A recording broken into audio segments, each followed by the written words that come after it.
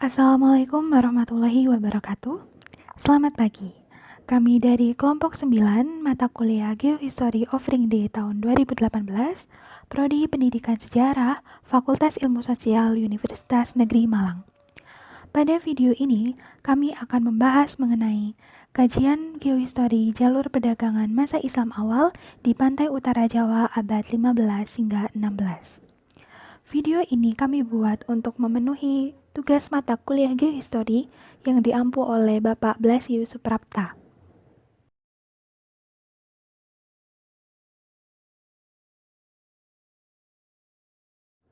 Anggota kelompok kami terdiri dari 2 mahasiswa, antara lain Maya Lutfi Agustin dan Sheila Dwi Utari.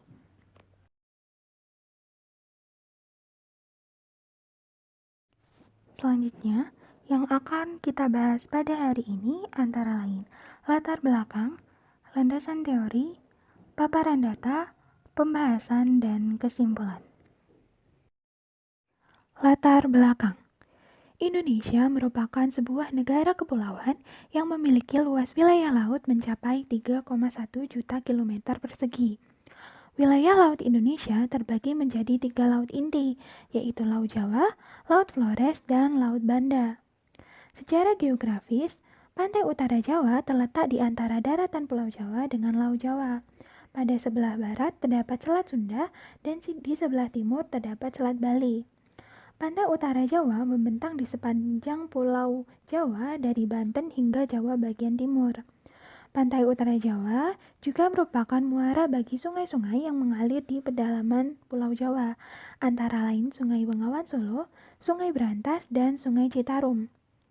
Aspek penting dalam peradaban pantai utara Jawa adalah adanya laut dan juga sungai yang mendukung proses pengangkutan komoditas dagang dalam kegiatan ekonomi maritim.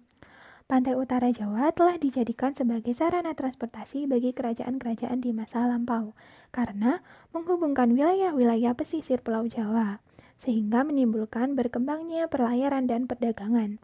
Pengaruh pantai utara Jawa bagi perkembangan kehidupan masyarakat dapat dilihat dari persebaran hasil kebudayaan yang berada di wilayah tersebut. Kondisi tersebut mengindikasikan bahwa ada hubungan antara lingkungan dengan manusia di pantai utara Jawa. Berdasarkan paparan tersebut, terdapat pertanyaan tentang bagaimana jalur perdagangan masa Islam awal di pantai utara Jawa abad 15 hingga 16. Permasalahan tersebut akan dijawab menggunakan perspektif geohistory, di mana pengaruh lingkungan sangat besar dalam membentuk suatu peradaban. Selain itu, juga akan dibahas mengenai bagaimana hubungan antara jalur perdagangan pada masa Islam awal dengan perilaku pantai utara Jawa abad 15 hingga 16.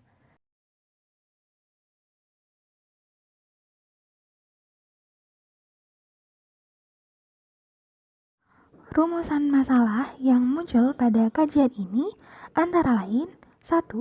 Bagaimana kondisi fisik alamiah perdagangan masa Islam awal di pantai utara Jawa abad 15 hingga 16?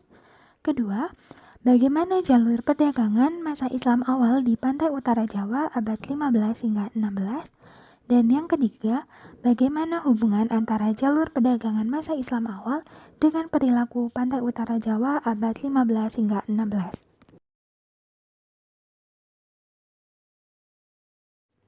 Landasan teori. Terdapat 3 teori yang kami gunakan dalam kajian ini. Yang pertama adalah teori kebudayaan, kedua adalah teori peradaban, dan yang ketiga adalah teori geohistory. Teori kebudayaan. Kuncharaningrat menyatakan bahwa peradaban adalah kebudayaan yang telah maju dalam teknologi yang bersifat halus, indah, mengandung nilai kemanusiaan dan moral. Kebudayaan berasal dari bahasa Sanskerta yaitu budaya yang merupakan bentuk jamak dari budi yang berarti budi atau pekerti. Selain itu, menurut Linton, kebudayaan adalah konfigurasi dari tingkah laku yang dipelajari yang unsur-unsur pembentuknya didukung dan diteruskan oleh anggota masyarakat. Kebudayaan adalah bentuk tingkah laku manusia dalam jangka waktu yang sangat lama dan diteruskan oleh generasi selanjutnya. Terdapat 7 unsur kebudayaan yang universal, antara lain bahasa, sistem pengetahuan, sistem teknologi, sistem organisasi sosial, sistem mata pencarian hidup, sistem religi, dan kesenian. Yang pertama adalah bahasa. Bahasa merupakan unsur kebudayaan yang sangat penting bagi kehidupan manusia, karena manusia melakukan komunikasi antara satu dengan lainnya menggunakan bahasa. Selain itu, bahasa juga merupakan wujud dari ungkapan getaran emosi manusia pada makhluk lainnya. Selanjutnya, sistem pengetahuan. Pengetahuan manusia didapatkan dari hasil adaptasinya dengan lingkungan. Ilmu pengetahuan menjadi pedoman manusia dalam melakukan segala aktivitas di dunia. Oleh karena itu, ilmu pengetahuan hampir mencakup seluruh aspek kehidupan manusia, di antaranya pengetahuan tentang lingkungan alam, pengetahuan tentang flora dan fauna, pengetahuan tentang zat-zat bentah, dan lain sebagainya. Selanjutnya adalah sistem teknologi. Manusia memerlukan teknologi untuk memenuhi kebutuhan hidupnya. Dalam perkembangannya, teknologi setiap peradaban memiliki keunikan masing-masing. Karena seiring dengan perkembangan zaman, maka teknologi yang dimiliki oleh manusia akan mengalami kemajuan dan kesempurnaan. Lalu, sistem organisasi sosial. Kehidupan masyarakat diatur oleh adat istiadat atau aturan mengenai berbagai macam kesatuan di mana manusia hidup dan bergaul. Kesatuan yang paling dekat dan paling kecil adalah kekerabatannya, yaitu keluarga inti dan kaum kerabat yang lain. Lalu, kesatuan-kesatuan di luar kerabat tetapi masih dalam lingkungan komunitas. Secara kontinu, di lingkungan sosial masyarakat meningkat lebih luas seperti kerabat, lingkungan desa, masyarakat kota, masyarakat negara, dan seterusnya. Selanjutnya adalah sistem mata pencarian hidup. Untuk memenuhi kebutuhan hidupnya, manusia mengembangkan sistem mata pencarian hidup atau sistem ekonomi. Sistem mata pencarian hidup dimulai dengan terbentuknya sistem mata pencarian yang sederhana ke bentuk yang lebih kompleks. Perkembangan mata pencarian hidup manusia antara lain berburu dan meramu, beternak, bercocok tanaman ladang, menangkap ikan, bercocok tanaman menetap dengan irigasi, industri, dan jasa. Selanjutnya adalah sistem religi. Sistem religi merupakan segala aktivitas manusia yang didasari oleh emosi keagamaan. Emosi keagamaan itu dapat dialami setiap manusia walaupun hanya sebentar. Pendukung sistem religi selalu berhubungan dengan 3 aspek, antara lain sistem keyakinan, sistem upacara keagamaan, dan umat yang menganut sistem religi tersebut. Lalu selanjutnya adalah kesenian. Kesenian adalah ungkapan atau ekspresi manusia terhadap keindahan. Terdapat 2 kelompok besar kesenian, yaitu seni rupa dan seni suara. Berdasarkan paparan teori tersebut, unsur kebudayaan yang akan digunakan pada pembahasan kali ini adalah sistem mata pencarian hidup. Sistem mata pencarian hidup memiliki kaitan yang erat dengan perdagangan pada masa Islam awal di pantai utara Jawa abad 15 hingga 16. Jalur perdagangan Nusantara di pantai utara Jawa membuka peluang bagi masyarakat Jawa untuk menggantungkan hidupnya pada sektor perdagangan laut, sehingga muncul pelabuhan-pelabuhan laut di sepanjang garis pantai utara Jawa.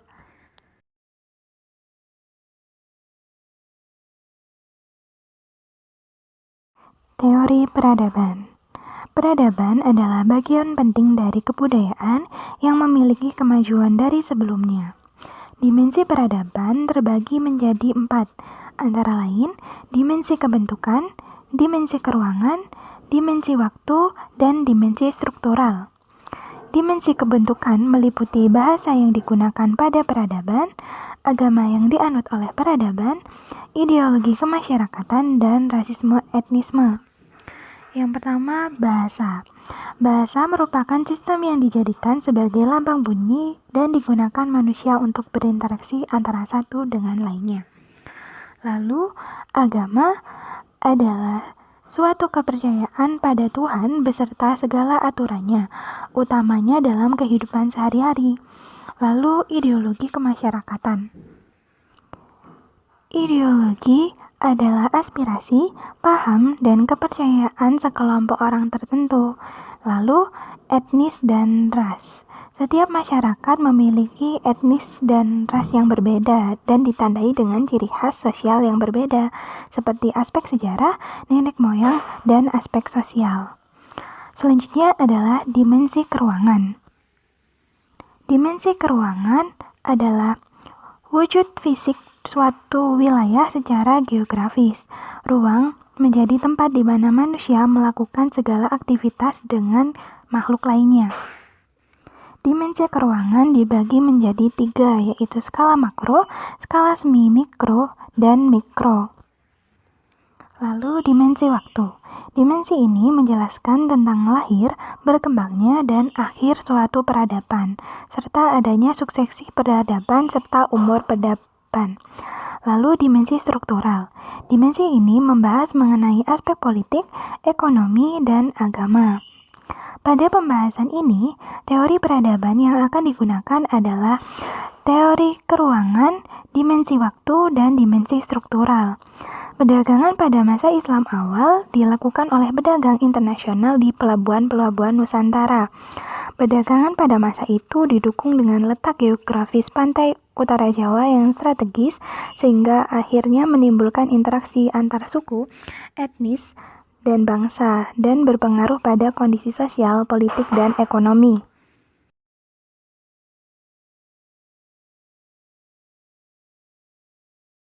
Teori geohistori. Terdapat beberapa jenis teori geohistori yang dapat digunakan dalam menganalisis suatu peradaban. Antara lain, paham determinisme, paham posibilisme, paham ekologi kebudayaan, model ekologi, dan paham optimisme teknologi. Yang pertama adalah paham determinisme. Paham ini menjelaskan bahwa manusia dalam perilakunya sangat ditentukan oleh kondisi alam. Alam dianggap sebagai suatu faktor penting dalam perkembangan hidup manusia. Yang kedua, paham posibilisme. Paham ini menjelaskan bahwa alam tidak mutlak menentukan kebudayaan manusia, namun hanya menjadi pengontrol dan peluang. Yang ketiga, paham ekologi kebudayaan. Ekologi kebudayaan berarti kemampuan manusia untuk berinteraksi dengan lingkungan dan berpedoman pada unsur-unsur budaya. Yang keempat, model ekologi. Model ekologi melihat bagaimana kebudayaan tersebut beradaptasi dengan lingkungan atau populasi manusia yang beradaptasi dengan lingkungan ekologi. Yang kelima adalah paham optimisme teknologi yang menyatakan bahwa manusia sangat berpengaruh dalam kebudayaan karena manusia dapat menciptakan teknologi untuk eksploitasi alam. Pada pembahasan kali ini akan ditekankan pada paham determinisme lingkungan. Alam dianggap sebagai suatu faktor yang sangat penting dalam perkembangan hidup manusia. Hal tersebut berlaku di pantai utara Jawa, di mana memiliki laut dengan lokasi strategis sehingga timbul kebudayaan maritim. Selain itu, paham determinisme lingkungan juga menekankan bahwa cuaca dan iklim berpengaruh pada manusia. Determinisme lingkungan dapat digunakan untuk menemukan hubungan antara jalur perdagangan pada masa Islam awal dengan kondisi fisik pantai utara Jawa.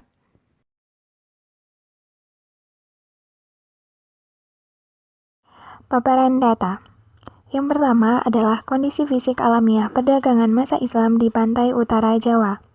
Seperti yang terlihat di dalam peta, pantai utara Jawa merupakan pantai yang terletak di sebelah utara Pulau Jawa yang membentang dari barat ke timur dan berseberangan dengan Pulau Kalimantan. Di sepanjang garis pantai utara Jawa terdapat beberapa pulau-pulau kecil.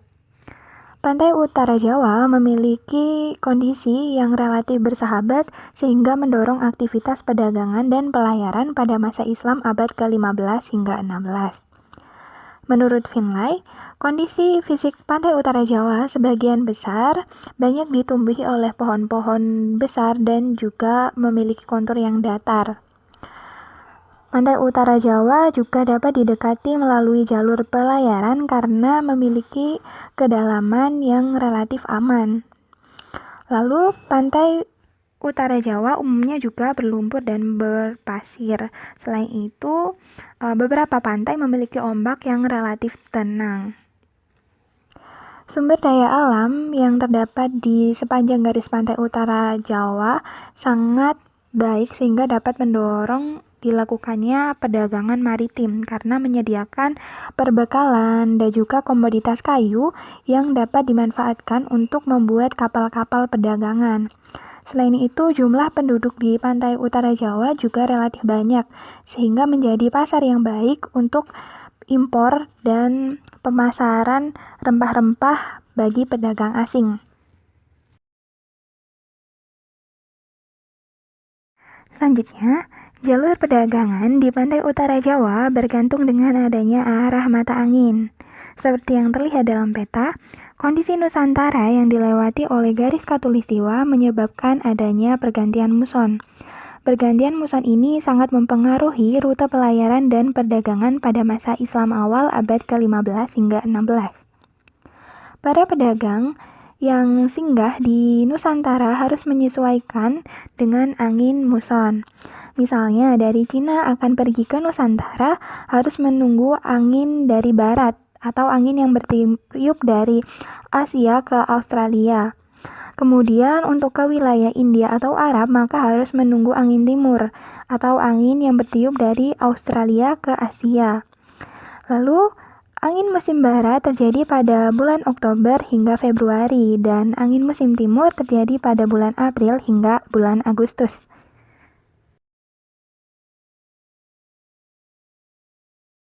Persebaran hasil kebudayaan.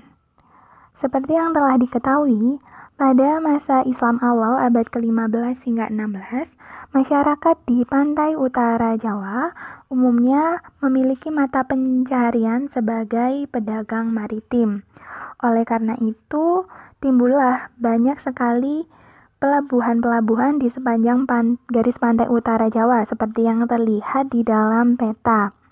Pelabuhan-pelabuhan tersebut berfungsi sebagai tempat singgah para pedagang sekaligus sebagai pasar untuk memperdagangkan komoditas yang dimiliki oleh para pedagang, baik pedagang lokal maupun pedagang internasional. Bagi pedagangan lokal, pelabuhan adalah sarana untuk memasarkan hasil pertanian yang didapatkan dari pedalaman Pulau Jawa. Pelabuhan-pelabuhan yang terdapat di sepanjang garis pantai utara Jawa pada abad ke-15 hingga 16 antara lain Pelabuhan Kalapa, Pelabuhan Banten, Pelabuhan Cirebon, Pelabuhan Demak, Pelabuhan Jungmara, Pelabuhan Pati Jan Juwana, Pelabuhan Tuban, Pelabuhan Gresik, dan Pelabuhan Surabaya. Baik, untuk selanjutnya adalah persebaran hasil kebudayaan di pantai utara Jawa. Yang pertama ada Pelabuhan Kalapa atau yang kita mengenalnya sebagai Sunda Kalapa. Jadi Kalapa ini merupakan salah satu kota pelabuhan yang dekat dengan Selat Sunda. Kalapa dianggap sebagai suatu perantara yang penting dalam jalur sutra laut. Kalapa juga menjadi salah satu pelabuhan yang menerima dan memperdagangkan berbagai komoditas dari daerah pedalaman. Komoditas yang diperdagangkan di wilayah Pelabuhan Kalapa ini ada buah, lada, beras, kain, sayur, daging, dan asam jawa atau tamarin. Kalapa dianggap sebagai pelabuhan penting karena menjadi penghubung antara pedagang di pelabuhan lain, utamanya pelabuhan di bagian barat Indonesia atau bagian barat Jawa dan bagian timur Jawa. Beberapa pelabuhan yang dihubungkan oleh Kalapa itu misalkan Malaka dengan wilayah Palembang atau Malaka dengan Jawa. Kemudian juga ada Makassar, Madura, dan Tanjung Pura. Di Pelabuhan Kalapa ini, salah satu aspek yang penting adalah sungai, karena sungai merupakan salah satu tempat sirkulasi perdagangan yang diwakili oleh Sungai Ciliwung yang menghubungkan antara Bogor dengan Kerajaan Sunda.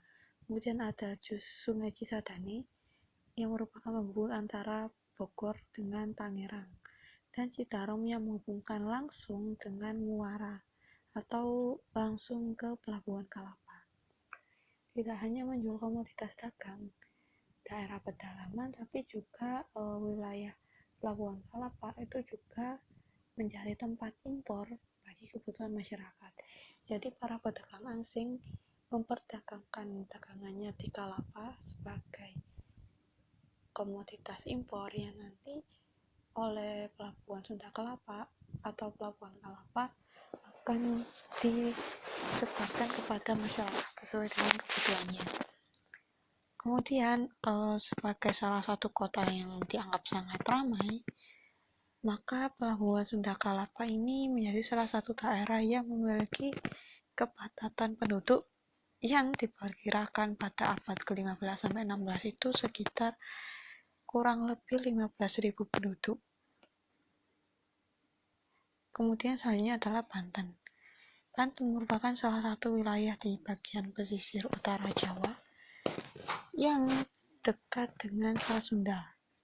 Dan pada abad 15 dan 16, kerajaan Banten ini perannya sangat penting dalam siklus perdagangan di Indonesia.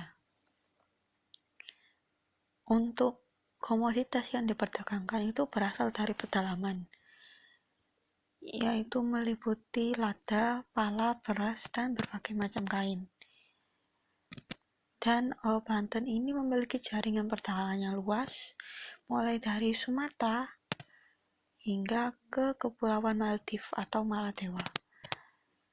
Kemudian Banten ini semakin berjaya ketika Malaka itu jatuh ke tangan Portugis sekitar tahun 1511. Lah, pada akhirnya banyak sekali para pedagang muslim yang tidak mau mampir ke wilayah Malaka dan mereka mengalihkan perdagangannya atau jalur perdagangannya melewati Selat Sunda atau Banten.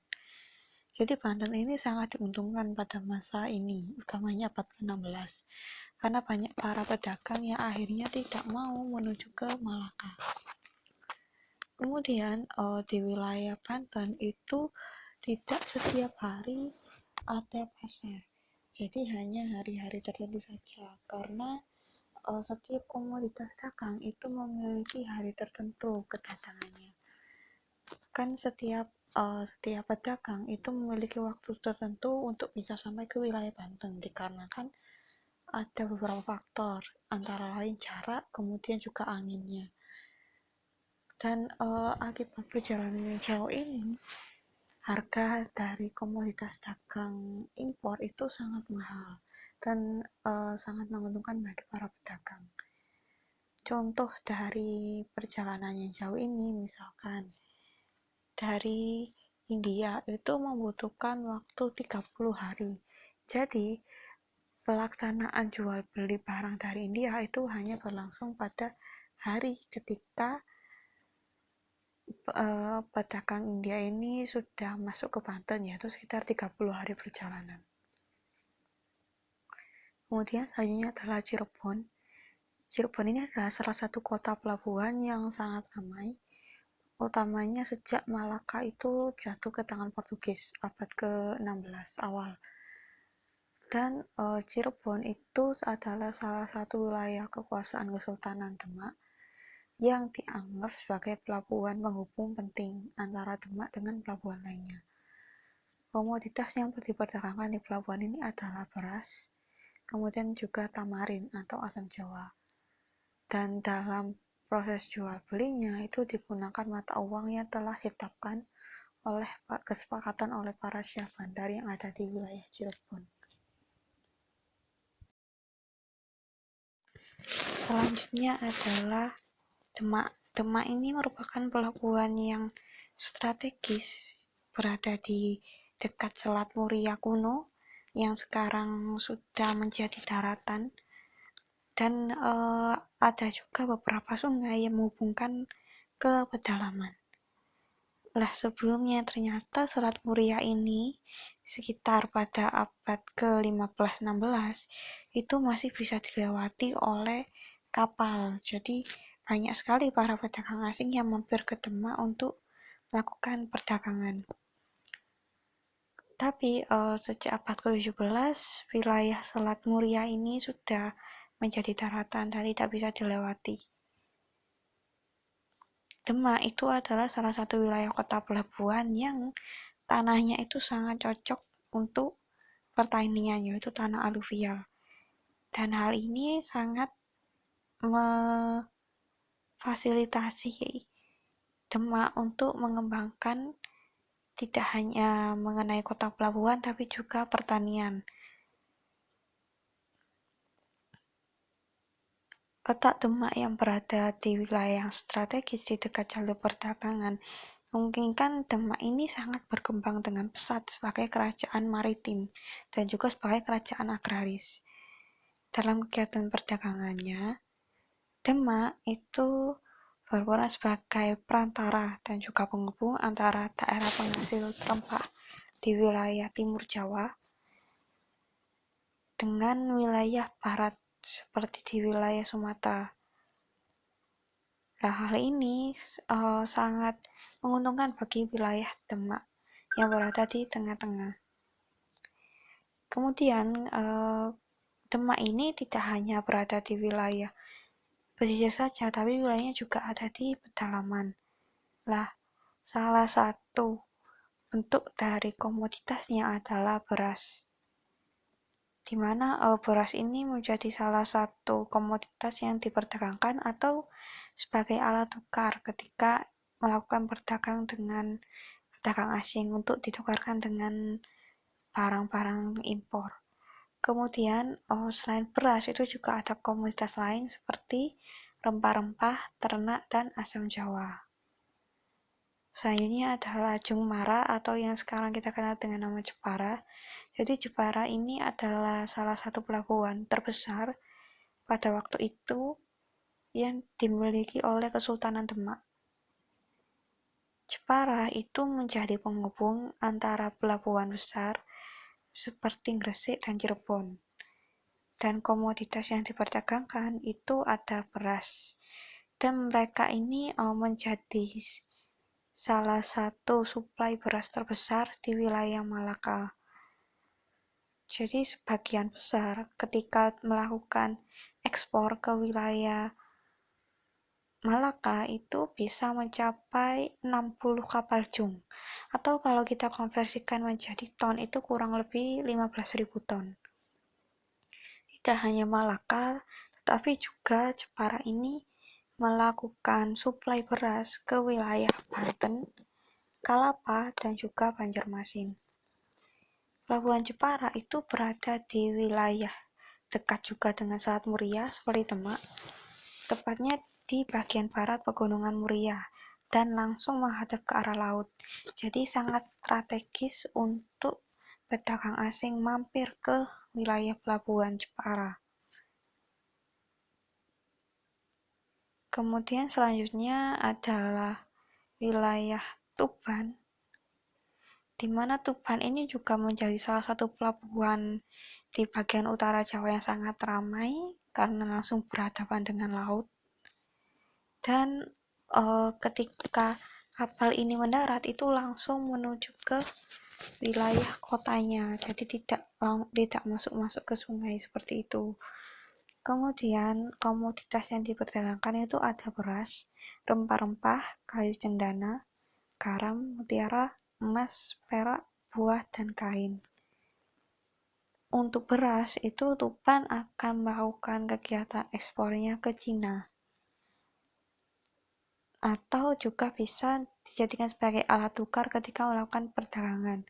Jadi nanti beras akan ditukarkan dengan barang tertentu seperti di pelabuhan lainnya.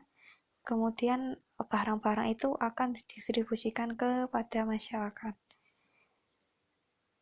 Dan Tuban ini secara geografis itu diuntungkan karena langsung menghadap ke laut dan juga memiliki dua sungai besar, yaitu Sungai Brantas dan juga Sungai Bengawan Solo.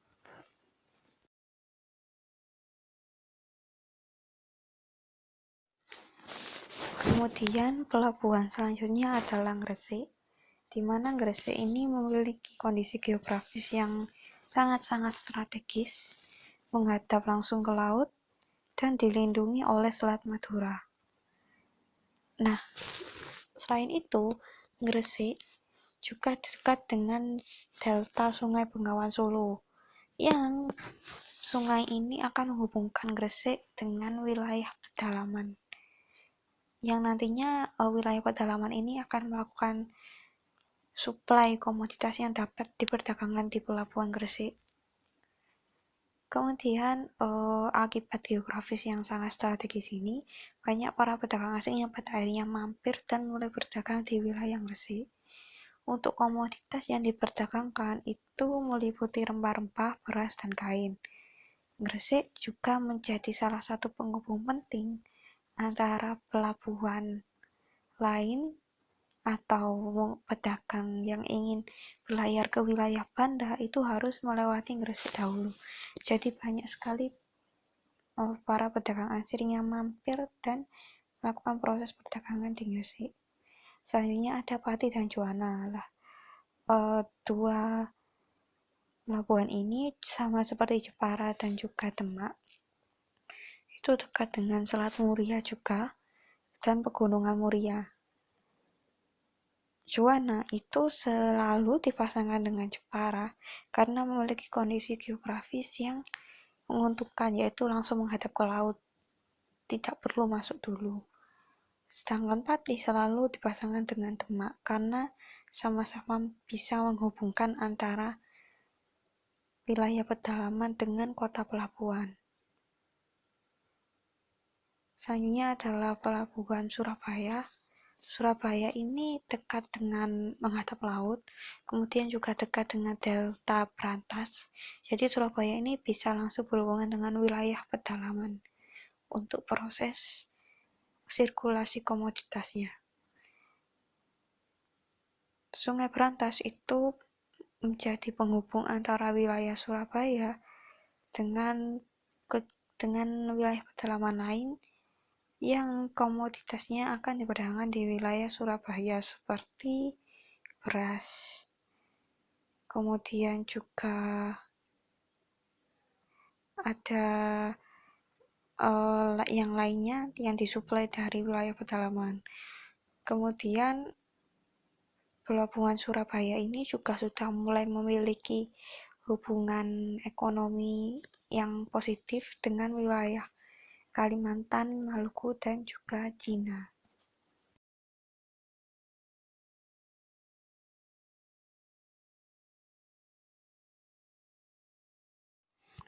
Selanjutnya adalah peta mengenai komoditas perdagangan di wilayah pantai utara Jawa bagian pantai utara.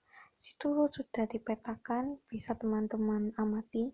Misalkan Surabaya itu komoditasnya adalah beras, kemudian juga ada wilayah Demak yang memiliki komoditas seperti beras, kemudian juga ada asam jawa atau tamarin, lalu juga ada hewan ternak dan rempah-rempah.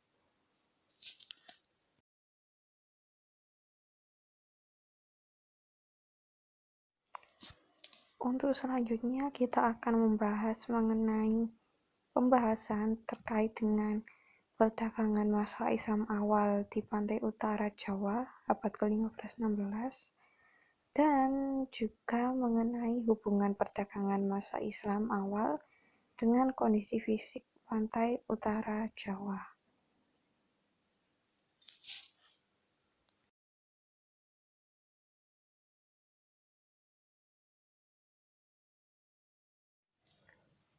Yang pertama mengenai perdagangan masa Islam awal di pantai utara Jawa abad ke-15 hingga abad ke-16.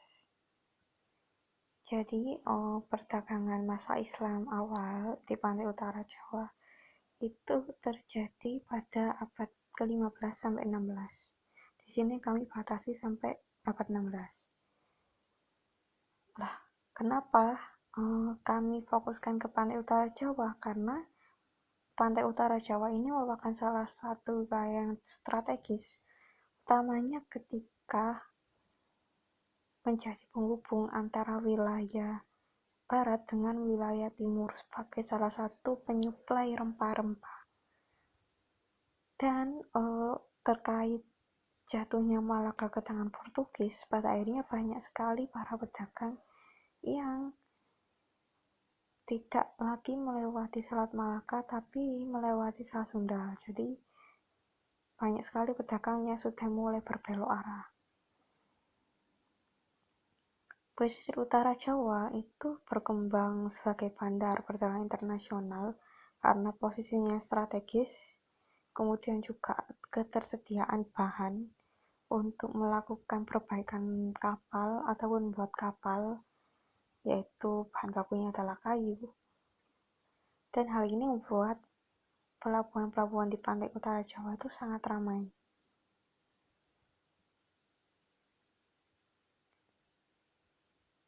Perdagangan Islam awal di wilayah pantai utara Jawa itu memberikan suatu pengaruh yang cukup besar terhadap lahir dan berkembangnya peradaban dengan corak Islam utamanya pada abad 15 sampai 16 Masehi. Untuk dalam makalah kami, untuk dimensinya kami mengambil dimensi keuangan yang pertama.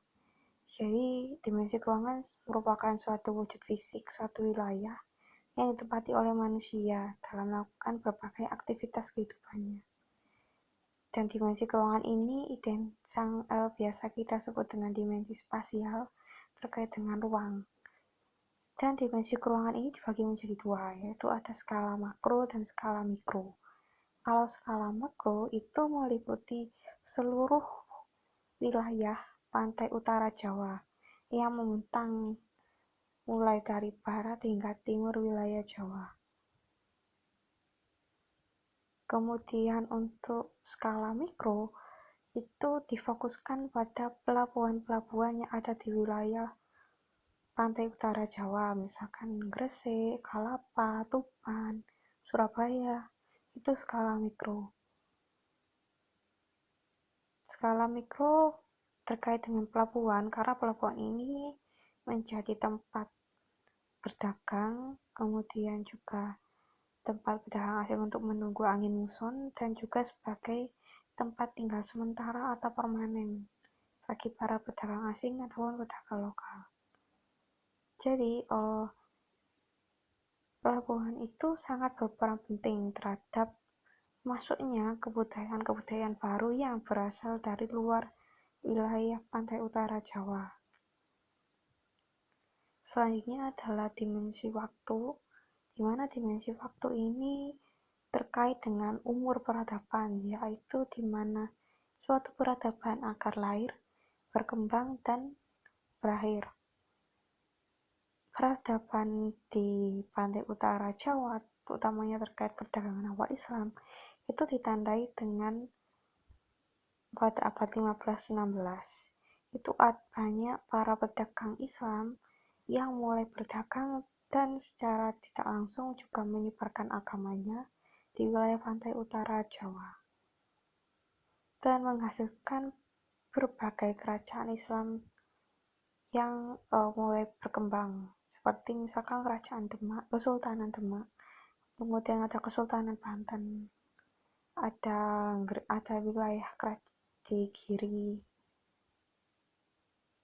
kemudian juga ada Kesultanan Cirebon.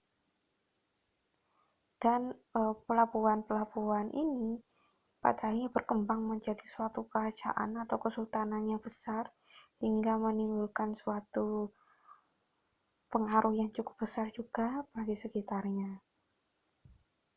Dan pada akhirnya banyak sekali kerajaan yang mulai berakhir masa peradabannya, di mana ketika abad 17 itu sudah mulai dikuasai oleh bangsa asing, yaitu VOC, dan banyak kesultanan-kesultanan yang mulai hancur karena pengaruhnya. Selanjutnya adalah dimensi struktural, di mana pada dimensi ini dibahas terkait dengan aspek politik, ekonomi, dan agama. Jika aspek politik itu terkait dengan struktur pemerintahan. Kemudian ekonomi terkait mata pencaharian hidup. Dan juga agama terkait dengan sistem religi yang dianut oleh suatu masyarakat.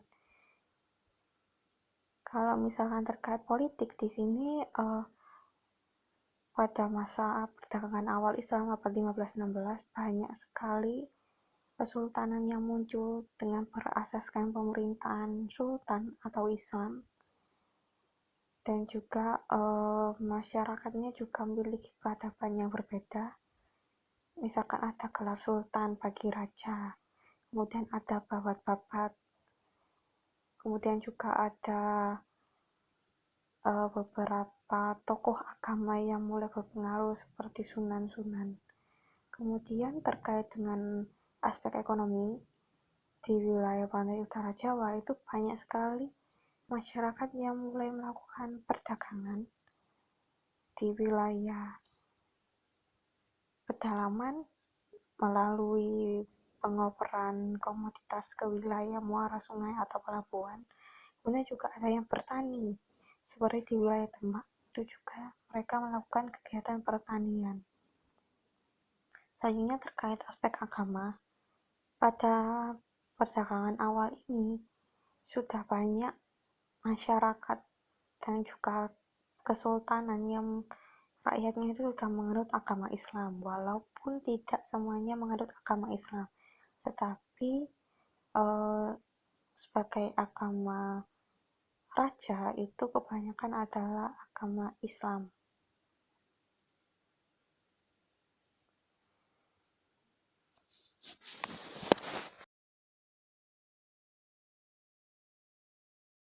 Selanjutnya adalah mengenai hubungan perdagangan masa Islam awal dengan kondisi fisik pantai utara Jawa. Teori yang kami ambil adalah teori determinisme lingkungan.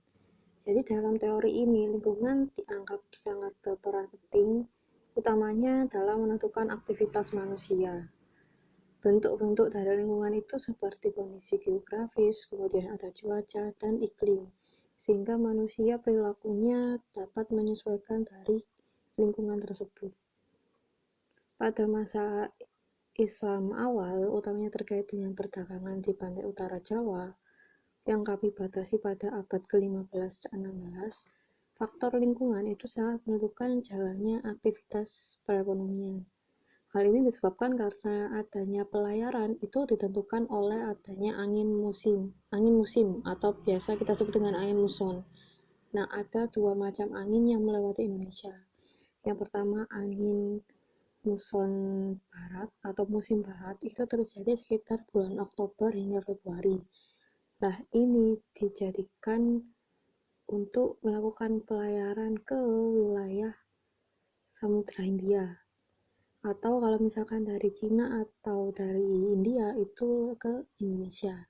Kemudian juga ada angin dari timur yang berembus dari Australia ke Asia, itu sekitar bulan April hingga Agustus. Hal ini digunakan untuk pelayaran dari wilayah Indonesia ke Cina ataupun ke India. Kemudian adanya perdagangan di wilayah Jawa, pantai utara Jawa itu juga ditentukan oleh iklim tropis yang menyebabkan banyak sekali komoditas perdagangan yang dapat diperjualbelikan pada masa itu, misalkan seperti beras, kemudian rempah-rempah, yang pada masa itu dianggap sangat penting peranannya dalam perdagangan internasional. Kemudian kondisi fisiknya dari pantai utara Jawa ini kan dekat dengan pantai dan juga Selat Sunda. Apalagi ketika abad ke-16 Malaka jatuh ke tangan Portugis, perdagangan dan pelayaran dialihkan ke arah Selat Sunda, tidak lagi ke arah Selat Malaka. Dan majunya perdagangan ini juga ditandai pada abad ke-15-16, ketika Selat Malaka tidak lagi menjadi satu-satunya jalur perdagangan yang diprioritaskan oleh perdagangan internasional.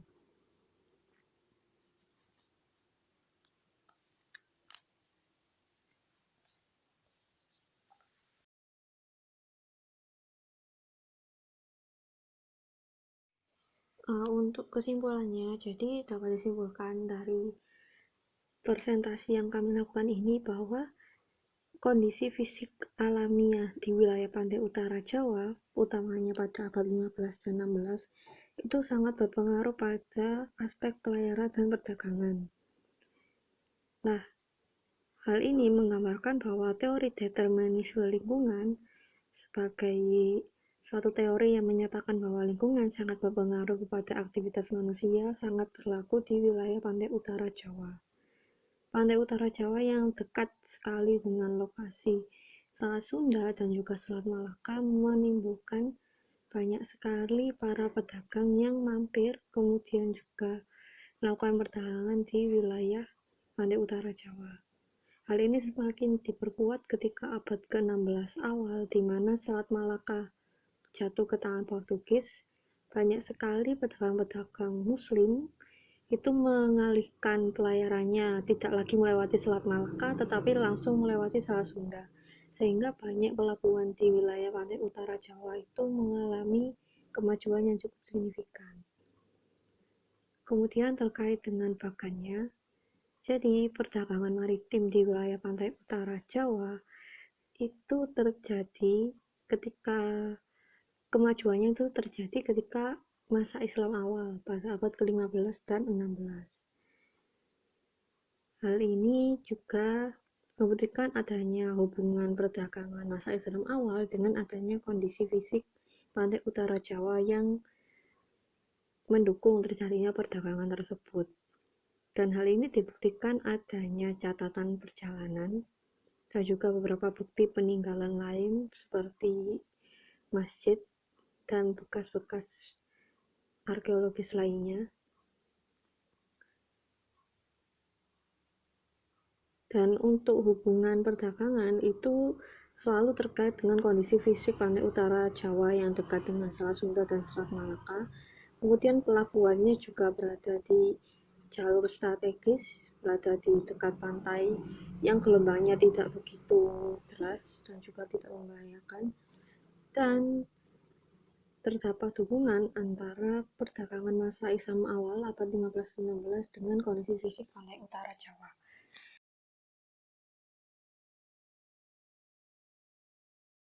Cukup sekian presentasi dari kelompok 9. Mohon maaf jika ada salah. Kami akhiri. Wassalamualaikum warahmatullahi wabarakatuh.